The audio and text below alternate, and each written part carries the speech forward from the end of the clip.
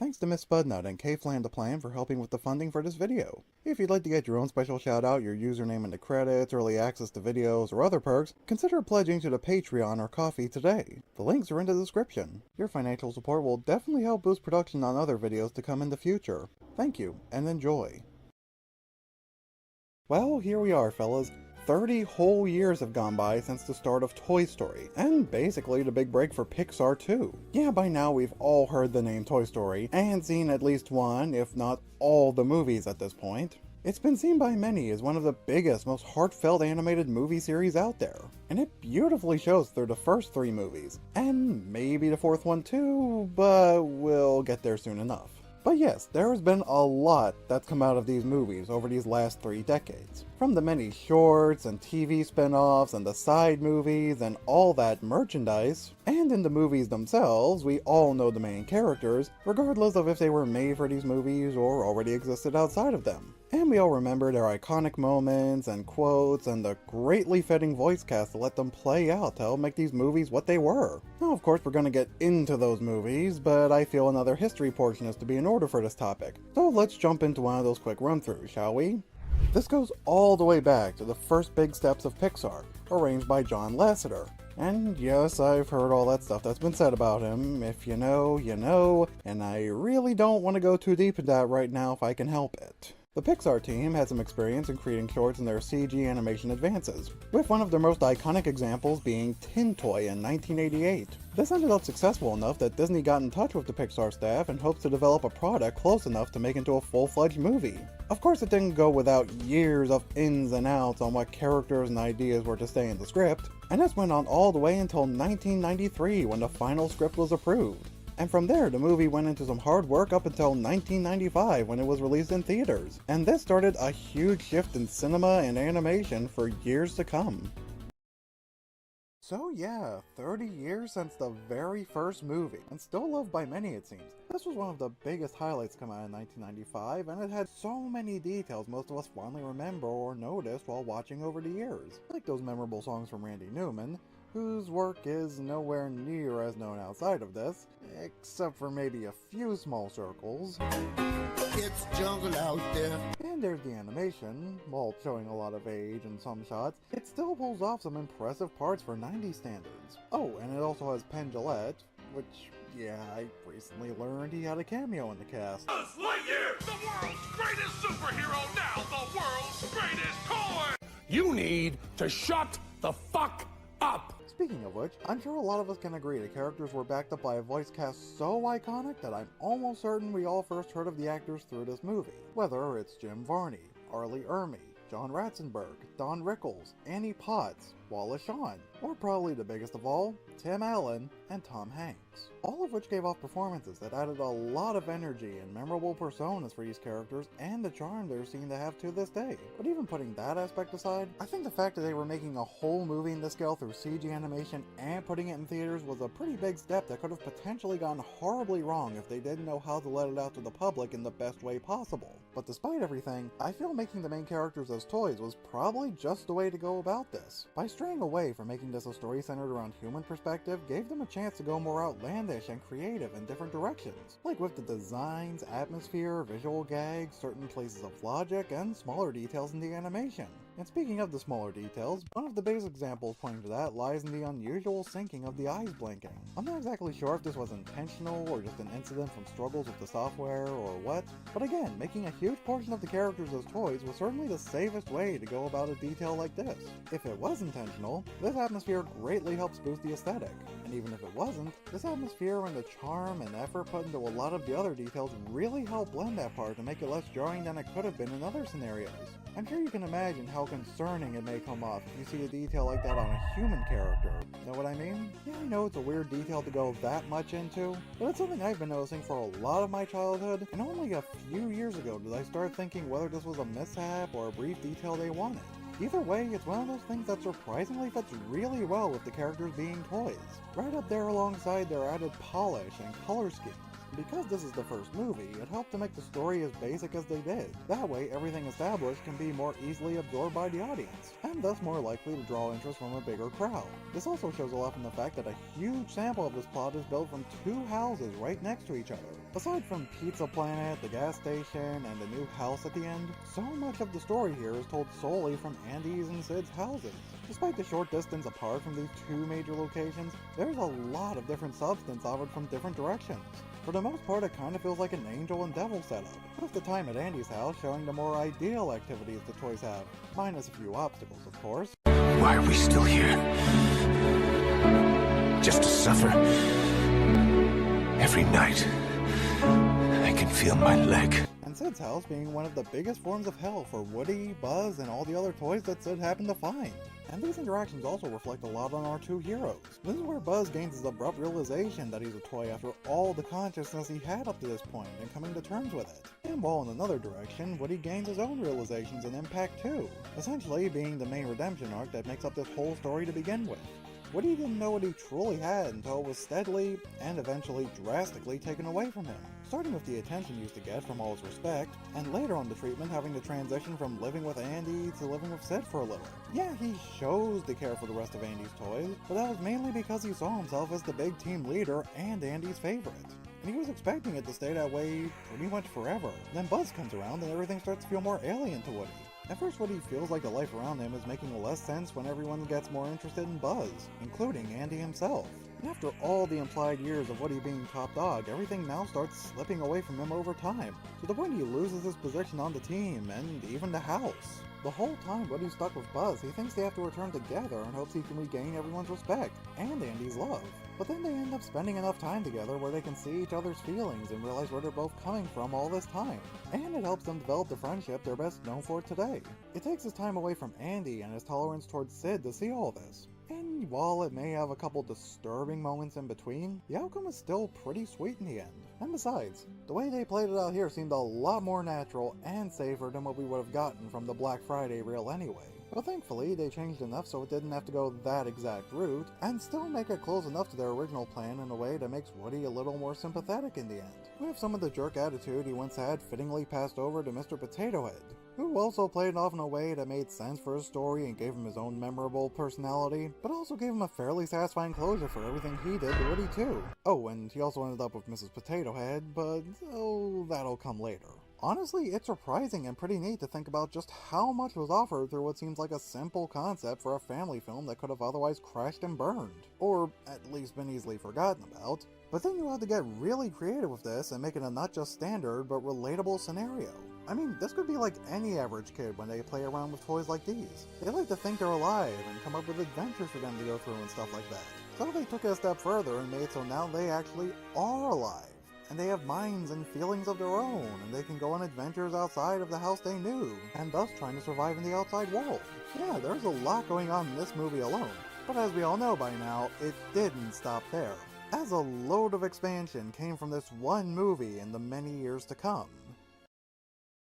So yeah, Toy Story and Pixar as a whole had a surprisingly strong start with their first movie already, and it looked like it was soaring greatly both financially and with critics' reviews. So of course, as it goes for a lot of other movies with this fate, a sequel was in the works just a few years later, and Toy Story 2 came to light in 1999. Now I'll admit, my history with the first and second movies were kinda weird, as I actually saw the second movie long before the first one, and as a result, I of course knew nothing about the characters or the gimmicks going into this. And given this was my introduction to the whole franchise, I'll try not to sound biased with the nostalgic value it had or anything, but regardless, there's still a lot I loved about this one. There's the step up with the animation and some of the visual details. Some of the scenes stood out in surprisingly grand ways, like the montage of Woody getting cleaned, and it looked like this movie was a lot of people's introduction to the very iconic short Lucio Jr. But above all that, this movie also uncovers more about Woody himself, from briefly mentioning him as an old family toy, to fleshing out where he specifically came from as a character in a franchise.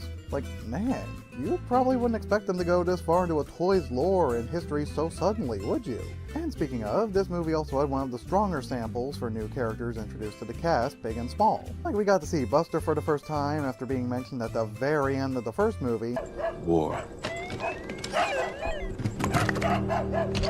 War never changes. And it looks like he fits well with his interactions with the toys. There's the introduction of Barbie, who can be amusing here, and becomes a bigger help in the third movie, but wait, are these two the same Barbie?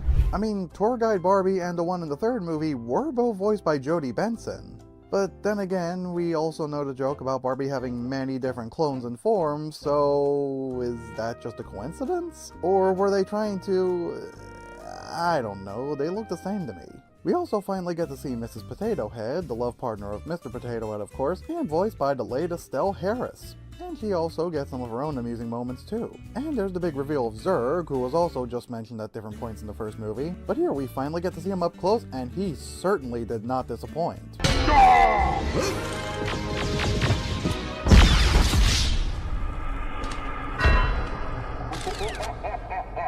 Despite some of his inspirations being obvious later, he still gave off a unique and fitting kind of presentation that you'd probably expect in the Buzz Lightyear atmosphere.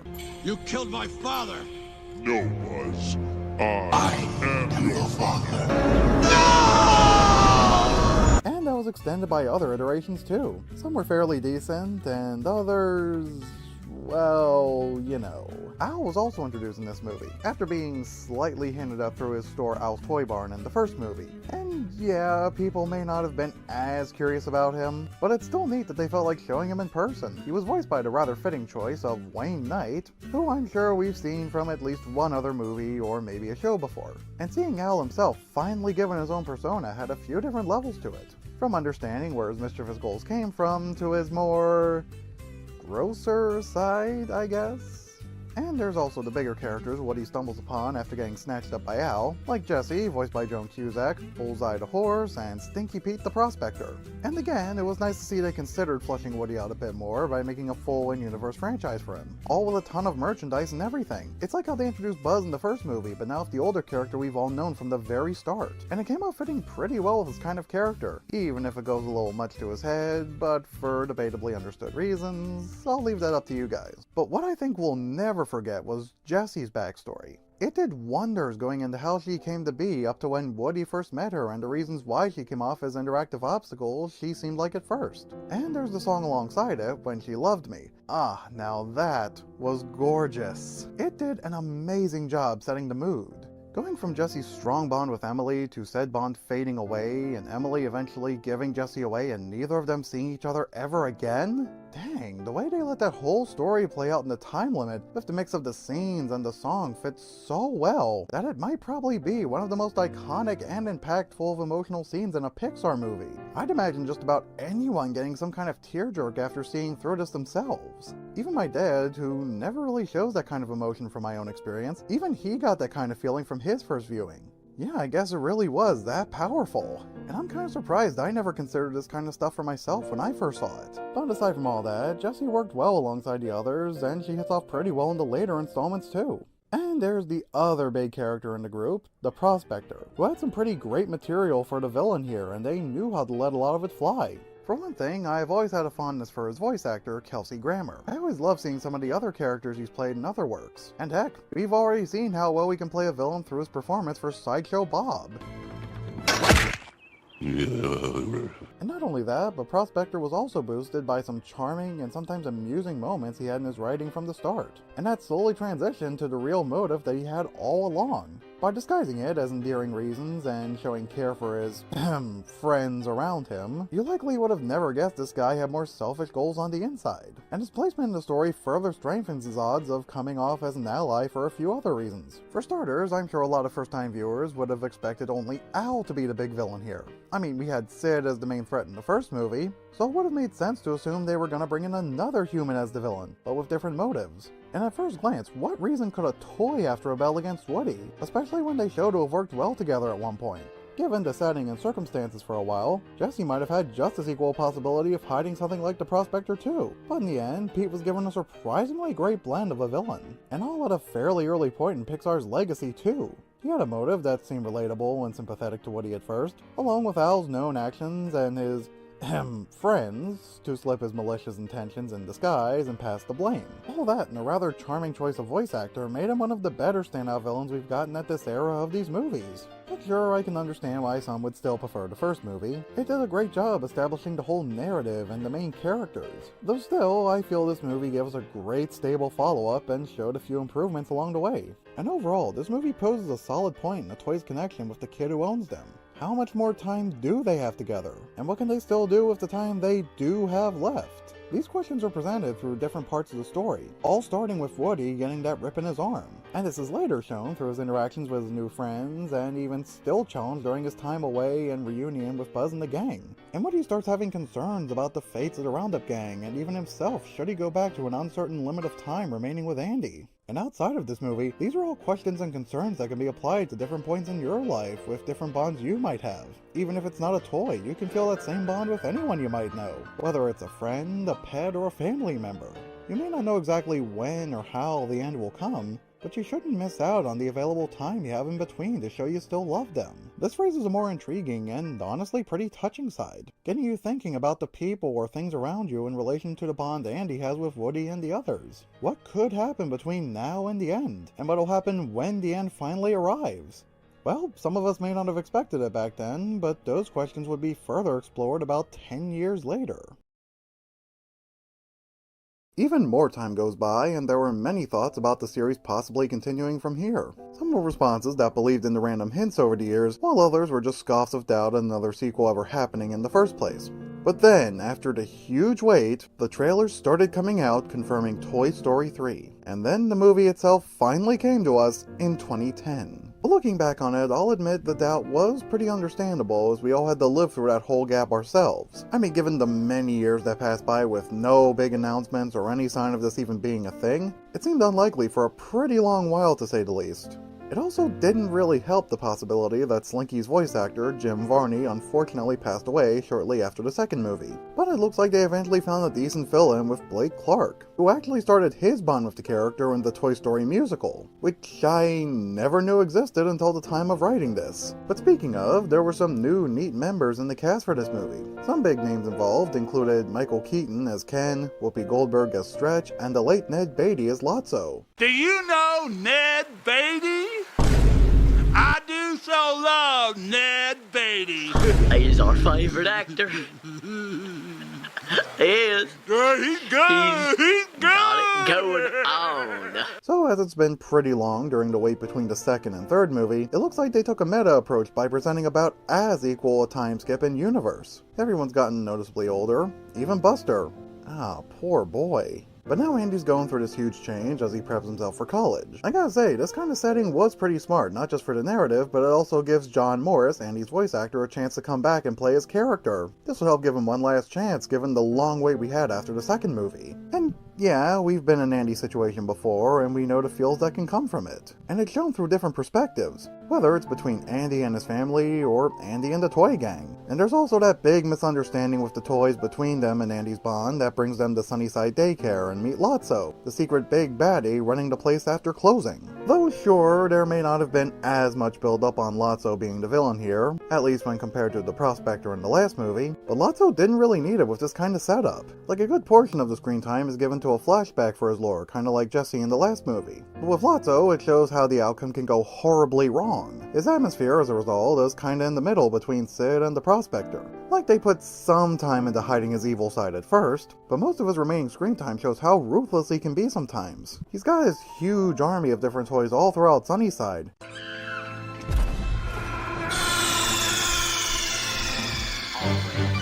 Blake, are you okay?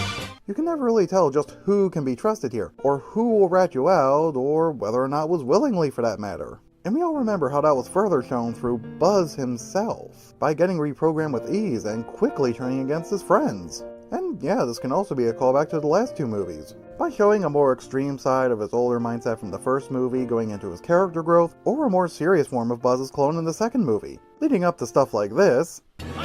Prisoners disabled, Commander Lotso. Buzz, what are you doing? Silence, minions of Zurg. And even... Oh, you touched my tra-la-la. oh yeah, and of course we all know about that whole climax all over the dump at this point. Like, man, they really wanted us to think this would be the end back then. With all the risky obstacles throughout and the giant incinerator at the end, with fewer and fewer chances of getting out and rising concerns of everyone being stuck to meet this fate together? Dang, it's so rare to see Pixar go this far, all for one scene alone. But in the end, I'd say there were still a fairly decent number of upgrades in this movie when compared to the second movie too. Whether it's the animation and visuals, the character interactions, some of the jokes, and even the suspense, there's more to get out of this as well. And while this movie may already have its nice moments throughout, I think we'll all fondly remember the ending, even with our much later years to come. Seeing Andy, the kid we've known growing up as he too grew up, and finally parting with the toys we've seen him have all those interactions with in the first two movies. And now we see him saying goodbye to them as he passes them all on to Bonnie and gets ready to start a new chapter in his life. All while the toys also see him leave from their perspective, and getting ready to end the legacy and get ready to start over with a new generation and playtime with this new kid all over again. I can see why people would say this is a fitting ending to the whole thing. It's definitely appropriate as we see the toys during all this, getting ready to accept they probably won't see the kid they've known for years anymore, all while getting ready to meet this new kid and her toys to start the next part of their lives too. While the second movie provided some sweet philosophies in the end, this movie took it a step further by playing off of them. It's a really touching way to wrap up the movie and overall the trilogy, as the kids who saw this for the first time likely imagined the changes they'd encounter when they reach Andy's age, and what they might end up letting go of, or what they'd get ready for as time goes on for them too, just like what we all face as we pass through time ourselves. It's really quite beautiful when seen like that, and overall, it was a smart decision they ended the narrative here when they had the chance. Objection! Oh yeah, I almost forgot there was that movie too. Well, for a while we thought the third movie was going to be the end of the main narrative here, but then everything changed when the fourth movie attacked. Alright, I'll be more serious here. But yeah, the movie hit theaters in 2019, and after the passing years from this too, it seemed to gain a lot more split results from the public this time. But as for me, after staying away from this movie so long, I finally sat down to it for this video. And sure, I had my own confusions for some of this, I'll admit. But the real question is, was it necessary in the end? Exactly what kind of impact did it give off? Well, it was interesting to see Bo make a comeback, I guess. Her new persona may have had some nice moments, as well as some questionable decisions. I guess it depends on how you saw her back then and even here, but I'll get to that a bit later. Randy Newman had another time to shine, with songs and background music both old and new, and a lot of these scenes got even more impressive with the visual upgrades. So that's all fine and well, but how about what happens in the movie itself? Well, that's where some of the cracks start to show here. So for those of us who've seen the earliest trailers, we'll most likely remember seeing Forky, and a lot of us may have been curious about him at first, and even after watching through this, it's not exactly clear to pinpoint, well, a good portion of him. Like, okay, wanting to throw himself away because he was made from trash makes sense, I suppose, but aside from that, I guess he somehow came to life through the magic of imagination or love from Bonnie, perhaps? Kinda like some kind of Frosty the Snowman hat trick or whatnot? Yeah, it might be kinda weird, but hey, we've had some scenes from earlier movies that imply things that aren't solely toys can still come to life, so I guess it can work here too. But even still, there are some aspects in the character's decisions that don't exactly feel as solid as they could have, even aside from Forky. Like, for the most part, the best way I can describe this movie overall is that it's filled with taking older story elements in new directions and leading to mostly hit or miss executions. Like, okay, Bonnie's beginning a new part in her life with her first kindergarten experience. That's a fair start, and it's nice they wanted to go a bit more into her life and her family. So while they try to flesh her out a bit more, what about the toy gang? What happens to them all this time? Well, you got Woody and his subplot, which was mostly getting stretched between keeping an eye on Forky, his reunion with Bo, or sometimes keeping his distance from Gabby at the antique store. I guess I should go into her a bit too since I bring her up. As far as Gabby went, It's fine that they wanted to make a villain develop true sympathy in the end, although it would have required a lot more planning to work, of course, but hey, good on them for wanting to try it out in the first place. They never really had something like that in this series, so I can understand why they want to try it. But like I said, it's the execution that really beats her down. Her plan this whole time was to trap Woody solely for his voice box, as she thinks it'll make her more presentable for Harmony, and she harshly succeeds in that regard, both in her build-up and attack. But when that backfires on her, that sympathetic side they had planned for her starts to feel more hollow, I guess? And that shows especially as she's given a happy ending anyway. And then I found this doll. Sure, she has a new kid to care for now, that's fine, but she still kept Woody's voice box, whole string and all. Is she not gonna feel even a little guilt for that? Or is Woody intending on this as some kind of generous act or something? Because after everything we've seen him do for his friends in the past, it just seems kinda drastic he'd be chill with this kind of sacrifice on himself. And speaking of the other characters, even Buzz has his own gimmick that mostly depends on him relying on his inner voice, which mostly feels like they wanted to show the older Buzz from the start, kinda like what they did in the earlier movies, and I guess this was the best thing they came up with? Which is mostly just him thinking that random phrases programmed into him have way more value than what they are, and gambling on that for all his decisions. Sure, it may have been amusing at first, but when Buzz starts depending on it for almost everything later on, that's when it starts wearing down a lot over time. And it leads to this arc about him and his conscience starting to feel more repetitive over time. Like, it's fine if they wanted to write a story about him acknowledging it, but doesn't his past actions in the earlier movies already prove enough that he knew about his morality and conscience anyway? Couldn't he simply think back to his history of selflessness and strong leadership throughout their older adventures, instead of resorting to stuff like, you know, this? Who do you think it is? Who? The voice inside of you. Who do you think it is? Buzz was also dealing with these new characters, Ducky and Bunny, on his end. I'll admit it was neat that they gave Key and Peele another chance to perform together, and they may have had a bit of their own funny moments, even if the characters themselves were mostly hit or miss as a whole.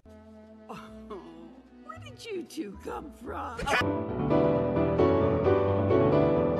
But speaking of the casting, there were some nice little additions and sudden changes, as well as a few unfortunate losses after the third movie. Like with Arlie Ermy, although it looks like the Army figures took their leave in the third movie anyway, but also Mr. Potato Head's voice actor Don Rickles passed after he wrapped up on this movie too, which was quite a shame as I also grew up with some of his older material too. It's a big treat for me to fly all the way from California to be here for this kind of money. On the side, Keanu Reeves had a pretty decent spotlight, both with the casting and narrative, and we had other big names like Betty White, Mel Brooks, and Carol Burnett, albeit shoved to the side, kinda like what Bonnie did to Woody over time too. And that reminds me, going back to what's in the story, after the way the third movie ended, you'd think there'd be a bit more of a bond between Bonnie and Woody, especially after she showed to care a lot about him in the third movie. And we do see her have a bit of appreciation for Woody in the opening montage, only for the main storyline in this movie to shortly detour into something like, "Oh, sucks, doesn't it, Woody? Looks like Bonnie suddenly lost interest in you, huh? Oh well, too bad, I guess." Leading to him making this whole decision in the end about leaving everyone behind and spending a good portion of his life with Bo now.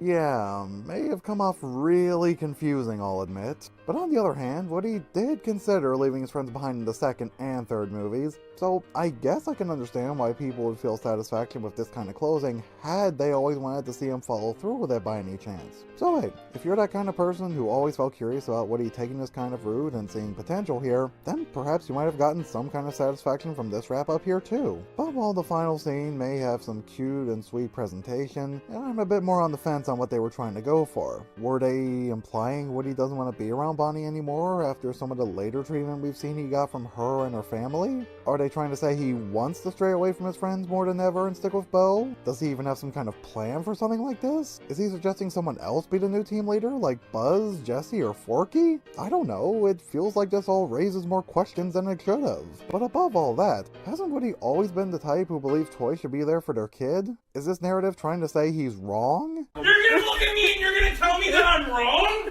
Am I wrong? It also doesn't help that Bo's reasoning starts to feel like gaslighting at some point. This turnaround just didn't have enough time to go as smoothly as some other changing points in the writing for the earlier adventures, and it just feels like they shoved the climax in to prepare for elements they had set for the closure. Like I said earlier, I never saw this movie in theaters as I had a lot of doubt about it at the time, but after seeing it now, while the visuals and soundtrack and a few character interactions may have been enjoyable, it didn't really save the writing from feeling as twisted as it did in the end. But hey, an adventure was still had, and whatever thoughts you might have had about this, high or low, I think it's fair to say there was some aspect somewhere here that we may have gotten from this to find some kind of nice experience we've gotten as we saw through this. While it may not have been as stably thought out as the other three movies, maybe it wasn't a waste either. Well, at least that's how I see this whole thing.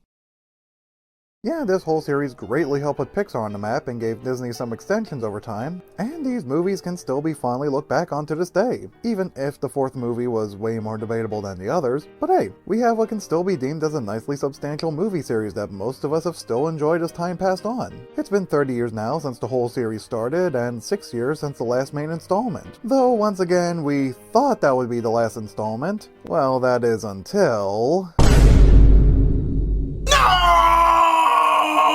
Yep, it's official now. We're getting yet another one. And based on what I've seen and heard by this point, it sounds like the narrative here is going to go all over the place and probably get tangled up in the end. By the looks of it, they're making technology a plot here, and there's word about Jesse and Buzz getting their own major spotlights here, and apparently Woody comes back. So it looks like those who even enjoyed the fourth movie's ending are likely gonna hate this, presumably. Oh joy.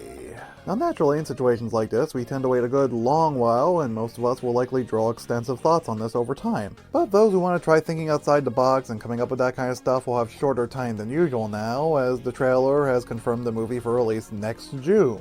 But okay, we've still got a couple months for us all to determine whether or not we'll actually see this. Though think about it, based on the directions Pixar is currently going, we'll either be getting sequels to their earlier movies, regardless of whether or not they were even necessary, or we'll have to add brutal strength to try and support their original works that Disney might market poorly. And even then, who's to say those are going to turn out all that good either? So at the moment it looks like Pixar is in a rather uncertain place right now, and sometimes it shows in pretty concerning ways. Don't get me wrong, I still enjoyed Inside Out 2. I feel like I got something out of it, as most of you might remember me saying a while ago, but aside from that, it's hard to say how future movies will turn out, regardless of whether they're new ideas or just another sequel. But whatever route Pixar may take in the next few years, remember that we'll always have these original movies that we cherish from our childhoods and can still enjoy to this day. We may not know for sure exactly what the studio's plans are based on their current standing, but like I always say at the end of these videos, we'll soon see, won't we?